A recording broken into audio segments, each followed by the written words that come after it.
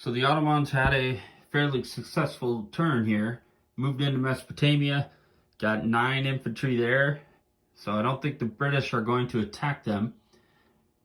They could not wipe the Russians out in Sevastopol, but they didn't lose anything themselves, so 4 infantry and artillery. Still own Romania, and they took Serbia, and they took back Bulgaria. Now they got a fighter on the scene that will decide where it's going next round, and they moved what they could into Transjordan. So the Italians had a couple rounds of not doing much of anything. They are buying 5 infantry, and they have 2 attack plans here. They're going to move into Serbia with 2 infantry and an artillery.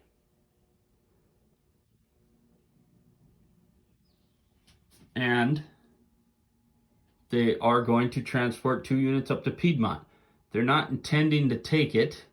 There's 3 infantry there, but just do what damage they can so those units can't cause a problem up here in France.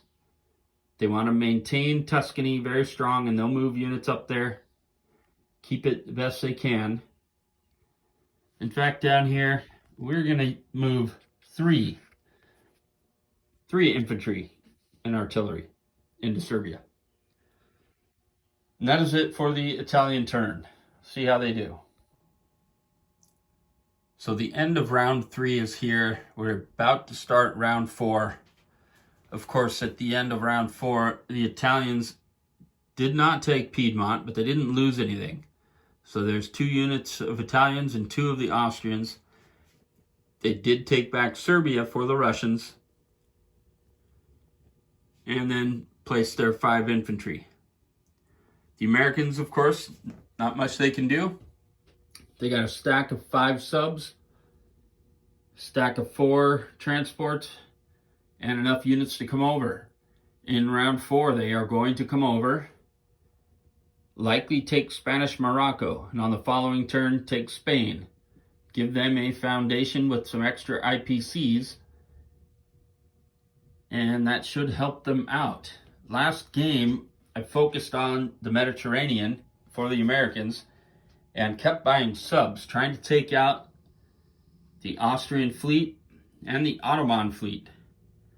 And of course, that continued way too deep in the game where they were spending money on subs instead of ground units. So I think we're going to focus more on the defense of naval port sea zones like this one, the Italian Sea Zone 17, and then make sure this cannot get crossed. So Egypt stayed in Allied hands.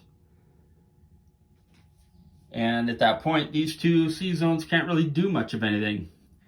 In the last game, it just kept hurting prior to that, that they kept transporting, using that transport and battleship, an extra attack each turn into Tuscany, which they may do this round. We will see. But I did want to start with a big enough fleet before the war started for the Americans, so when they left port, they felt good about it. And we will go from there. Of course, here we are, round 4, the Austrians, and they can now buy tanks, which they are doing. 1 tank, artillery, and infantry. Not sure yet where we're going to attack, because there's some areas. Clearly, Ukraine, we have to retreat. But do we move into Romania? We're going to move some units from Vienna into Galicia. Maybe we pile up in there. Maybe we try to hold Poland. Not really sure yet what the Austrians are going to do. Even over here, where there is 13 Italian infantry, is that really an attack we want to do? The fighter over here was supposed to go to Vienna, but they lost their fighter in a dogfight against the Russians, so they ended up sending their extra fighter this way. So it's not entirely clear yet, but it is the beginning of round 4. Also, tanks. The next time I play this, I might experiment with not purchasing tanks for Austrians and Ottomans. I'm not sure who else. I'd have to look at what that rule is, because historically it was the Germans and the French and the British who had tanks.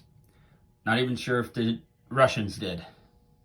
But as the Russians in this game, it's really hard to buy them anyway because they can't really afford them. They need to purchase infantry. So there we go. About to start round 4. See how it goes.